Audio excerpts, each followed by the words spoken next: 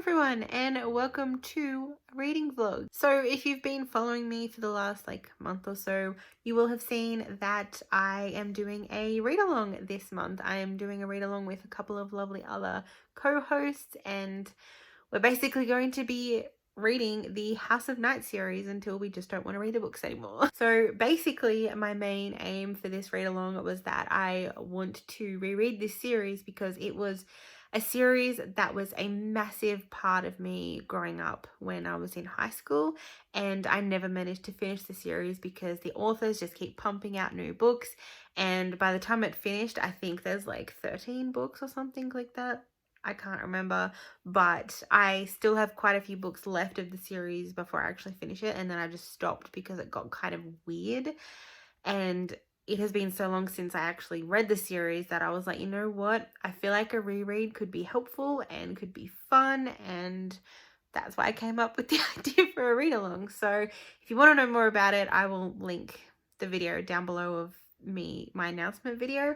But basically, yeah, this week I'm going to be reading the first book in the House of Night series, which is Marked by PC and Kristen Cast. I don't know, I think I must have been 15, 16 when I first read it, and I honestly fell in love with it so much. It came out in the era of Twilight and Vampire Academy and all that, when vampires were this big massive thing. And this was my favorite series. I just could not get enough of it. I binged these books. I just could not put them down. They are just super easy to read. But yeah, so I don't actually know how long it's going to take me to read this book. But I have the whole week. So I have started it tonight. I am about 40 or so pages in, almost 50 pages in. I read it earlier tonight when I was in the bath. And yeah, I think it won't take me very long at all because it's just so fast paced and quick and easy to read. So I'm almost 50 pages into Marked, and I am just loving it so far because of the nostalgia. It's just taking me back. And like I said, I was probably about 15 or 16 when I read this series. Let me just have a look. So it was published in 2007. So I was, yeah, probably about 14, 15. It's essentially a story about a world where you have these things called trackers who come along, and if they mark you, you have to go to a boarding school and learn how to be a vampire because you're going to be turning into a vampire. And vampires are very different. They're just seen as normal, kind of like in True Blood. They're just seen as these normal things, but everybody hates them and they just think that they're evil and terrible people. But our main character ends up getting marked, and she has to go to this boarding school, which is of course called the House of Night. I remember bits and pieces of this, but it's really nice to actually come back into this world and just read what I'd read when I was, 15, and just be brought back to what it was like being a teenager back then. So that brings me to this particular part of my update. I think if you want to read this series and you haven't read it before, probably keep in mind that yes, it was published in 2007, and yes, there's going to be some references that are not going to work anymore, that there are some things in here that are very, very outdated. So just be mindful of that, because as I've been reading it, I have picked up on a couple of things. There's definitely some slut shaming already. For me, high school was still very stereotypical. If you had glasses, you were classified as a nerd. If you read, you were a nerd. If you had so many boyfriends, you were a slut.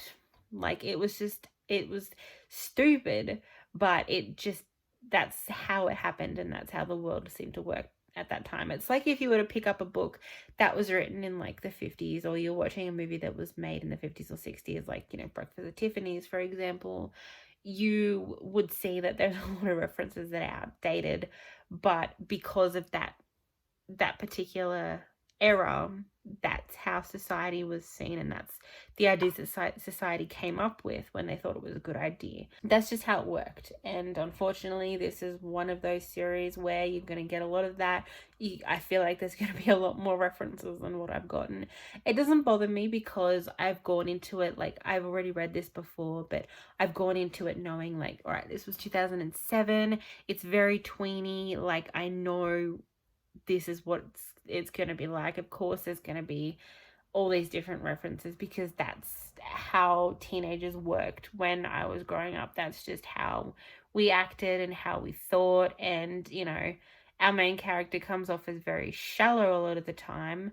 But I know she has a lot more character development as we go on. At least I hope she does from memory. But yeah, so yeah, what I'm trying to say is, like, if you go into it and you haven't read it before, just be mindful that it's 2007.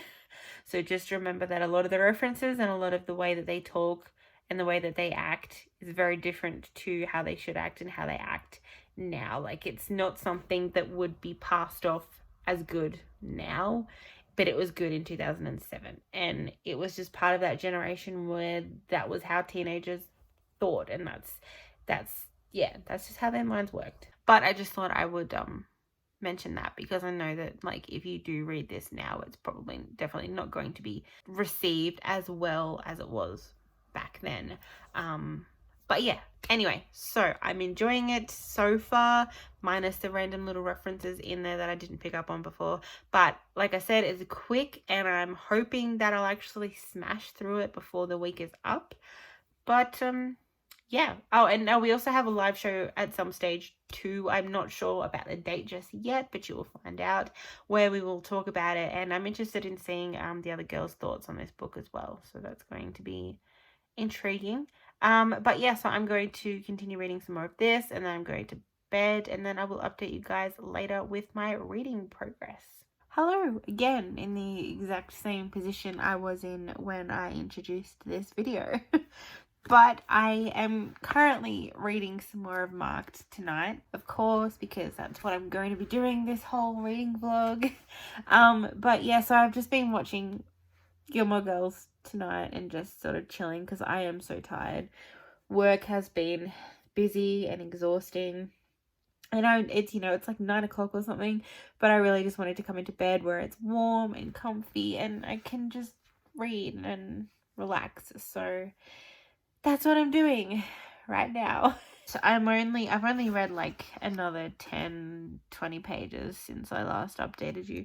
But I really just wanted to update you because there was a part that I just read. So Zoe has now been introduced to the House of Night. She's getting like a tour of the place and being told like when the classes start and when things will be open, and like that she'll have a roommate and sort of like their basic procedures. Her mentor, which I have always struggled to pronounce, I think it's Nefret, but I remember when I was younger and I first read it, I was pronouncing it as Neferet, which I know is not accurate, but it does make it hilarious.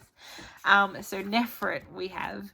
She is going to be Zoe's mentor. We just had a moment where a cat has run up to her, and basically they mention that vampires have sort of like an affinity with cats. They have like a connection, so they're kind of like familiars. It's like taking the familiars for witches but having it for vampires instead. And there was a part where they mentioned that we don't own cats, cats own us. And there was a part where Zoe mentioned that, you know, she hopes that she could get a cat. And then Nefret says that we don't pick the cats pick us. And it just made me think of both of my cats, but mainly Elwood. When I went to the place where I got him from, they sort of breed cats and they look after cats and they take in stray cats. And when I went there to have a look at what cats they had available to adopt, I saw Elwood, and he was sitting there with his like little brothers and sisters, and he was this tiny little fuzzball. And I just remember I went down to pat them, and Elwood was the first one to give me a little headbutt. Like, he came up to me, he rubbed his little head against mine, and I was like, no, this is my cat. I've got to have this one. So that's what it reminded me of. I was like, cats definitely pick us. So I thought that was a bit cute. So far in the 80 pages that I've read, there was another thing that I came across last night, which was about a blowjob. So Zoe is at the boarding school, which is where I'm up to, and she comes across a guy getting a blowjob from a girl. Yeah, so she comes across a guy getting a blowjob from this girl, and you know, she's in that point where she's like frozen and she can't turn away, because I guess when you're in that situation you don't want to move because they might catch you, but you're also frozen because you don't know what to do next. So she's watching this, and she actually mentions that I'll read this out to you because I can't explain it without reading it. So she says, yes, I was aware of the whole oral sex thing. I doubt if there's a teenager alive in America today who isn't aware that most of the adult public think we're giving guys blowjobs like they used to give guys gum, or maybe more appropriately suckers. Okay, that's just bullshit, and it's always made me mad. Of course, there are girls who think it's cool to give guys head. They're wrong. Those of us with functioning brains know that it is not cool to be used like that. So I get what she's trying to say, that like there are some people who are always like giving, but they're not receiving anything in return. So there's like a lot of, I guess, sexual relationships where the guy is always assuming that they get everything and they won't give anything to the girl or whatever. But it's not really worded very well, so it just comes across as like she's judging everyone for giving blowjobs. That's just my take from that. And yeah, there's not really any other problems with it that I've found. Like, there's a lot of outdated stuff that just wouldn't work today. But I'm just remembering that, and I'm still enjoying it though, because like I'm only 80 pages in, like I said, but I'm really enjoying the nostalgia it is giving me. That's a definite bonus. So I can look past all the random terms and the interesting writing style, but I can ignore that because I'm really enjoying the nostalgia and enjoying feeling like I'm a teenager again, because that is what this is giving me. So yes, I will keep you updated as I go through my progress with this, because I need to finish it very soon before the live show. But yeah, so far that's my thoughts, and I'll update you when I have read some more. Hello everyone, it is the 6th of May. I don't remember when I last updated you. It was probably like a week ago or something, I don't know. But I finished Marked last night, and I thought this was the perfect time to wrap it up and chat to you about my thoughts and my experience. So we are going to be having a live show on Sunday, which I am very much excited for. I'm looking forward to chatting about it and talking to you guys and going through like our thoughts and our questions. And I do want to continue reading this series. That is one thing that I do know. But I definitely had an interesting experience reading this. So, as I said, I finished it last night, and I had a weird experience. At first, when I started reading it, I was very, very nostalgic. Like, there were definitely a lot of moments in there that I remembered reading when I was 15, and I remembered how I felt when I first read them. But then reading them now, I'm just like, that's a little cringe, that's a little cheesy, that's a little stereotypical. I don't know if I like that. So it was definitely different from my first reading experience, because I loved this series so much. It was better than Twilight for me. I was just obsessed with it. I would buy the books as soon as they came out. I loved the characters. I loved the story up to a point, obviously, because that's why I stopped reading it. But I just loved it. It was just that perfect fantasy, that perfect world. I was the kind of teenager who really loved reading urban fantasy. So I loved the fantasy settings in a modern world. It's the same thing with City of Bones. I loved those books. Didn't finish that series because that's me.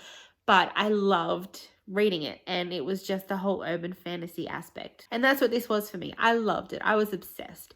But reading it now, it has some problems, and the characters are very problematic and very stereotypical. The positives that they do have is that they are very much like teenagers. Like, you know how you read young adult books and the teenagers don't seem to act like teenagers?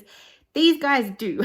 They act, they talk, they do everything like teenagers would. And I think that's why I loved it so much, because I could really relate to them because of the way that they were written. It was like, they know what teenagers are like. This is how teenagers are meant to be portrayed, at least then. Like, it's a little bit different now. This probably wouldn't work today. But back then, yes, I could relate to that, because that is how I thought. The way our main character, Zoe, the way she was and the way she thought was literally how my mind worked. And especially with the like hating other people, like the popular girls, like hating the popular girls and like judging them and judging other people. That's how teenagers worked. It's a little bit different now because society is a lot more accepting and a lot more open. At least it's getting there. High school is still very much the same, but it's getting better. But back when I was in high school, I started high school in about 2005. So I read this a couple of years after I started high school. I was 15, absolute middle of high school. And I was pretty much the girl that didn't really have a lot of friends. She was always picked on. She was like the loner in class. That was me. And this was my escape. And I loved it because Zoe was like, the way she thought and the way she acted was like me, and it was the first young adult character that I could really relate to and thought, oh my god, like it feels like I'm experiencing all of this, and this is taking me away from everything that I'm trying to deal with. And it was just a perfect part of growing up for me, and I really, really loved it. So reading it again was perfect nostalgia. But yeah, like I said, it had some problems. And there were definite moments where I was like, why did you say that? Like, why did you write something that cringe? It's not good. It's terrible. Not to mention how like fast paced everything was. So it was like very, very quick that Zoe was accepting of everything that was happening to her. And then of course, like there was the boyfriend issues. So, she had her ex-boyfriend, and then she has this new guy she has a crush on that she only spoke to once, and then suddenly bam, they're boyfriend and girlfriend at the end of the book. So yeah, I forgot how quick everything happened, and I forgot a lot of things, but I still enjoyed it. It was just a very different reading experience from when I read it the first time. I ended up giving this 3 stars. So originally it was a 5 stars because that was ages ago. But I ended up giving this 3 stars for the reread, which isn't surprising because I wanted to be honest and I wanted to get my honest thoughts out there. It's a series that is very beloved and full of nostalgia because it's vampires. But look, it's a 3 star, so that doesn't mean it's bad. It just means that it has some issues and there were things that I did not like about it. But I would reread it again. I want to continue reading this series because of the nostalgia factor. If I was reading it for the first time, I probably would have DNF'd it, maybe. Like, it had enough intrigue to keep me going if it was the first time I was reading it. But I think going off what I read now, this is something that I probably would DNF. It's not for me. It's not a DNF and never will be, because I loved this book and I still love everything that it means to me and meant to me back then. It's a basic young adult vampire novel. Like, don't go into it expecting something amazing, like, because it's not. It's just purely entertainment. Despite the problems that it has, it's a good read. It has a good plot. It has good characters, and I think that it was good because all these books are so small, so it kept you on your toes, because every book has like a lot of different like cliffhangers and different plot twists. And I think that's what keeps you going, because I remember I really loved, I think it was the second and third, or maybe the third and the fourth. I can't quite remember, but I know I was reading one and I could not put it down, and I read it all night and I finished it, and then I continued it with the next book. So I loved it that much because of the plot twists and the cliffhangers. So it definitely keeps you going. It definitely keeps you entertained, and I think that's a major positive about this series. So yeah, despite me like complaining about certain things and giving it a 3 star for the reread, I still really enjoyed it, and I still want to keep going because I would love to finish this series if I could. Like, it's just fun, it's entertaining, there's nothing special about it, but it is a different take on vampires, and it's just one of those series that has a lot of nostalgia for me, and that's why I'm going to keep reading it. So yes, that's a kind of ranty, rambly chat about this book. I'm hoping that I'll be able to do some kind of vlog for the second book, but I don't know, so don't hold me to that. We will still be having a live show. I'd say it'll most likely be in June that we will have it. But yeah, so the live show that's on Sunday you will have already seen anyway. I think this is probably where I should end this vlog. I am sorry that it hasn't had a lot of entertaining factors. You know what it's like working full-time and moving house. It's crazy. I definitely am going to continue this series. I definitely enjoyed reading it. It was a good experience, and I don't reread a lot of books, so I definitely enjoyed coming back to this one and familiarizing myself with the House of Night and this world and these characters. It was a good experience, and I don't regret it. So I'm looking forward to reading the second book, which is Betrayed. If you want to join in this read along, you certainly can. You can read this one if you haven't already. But yeah, in the month of May, we are going to be reading Betrayed, and then we'll have a live show in June. So stay tuned for that. But thanks for watching, and I will see you guys in the next video. Bye!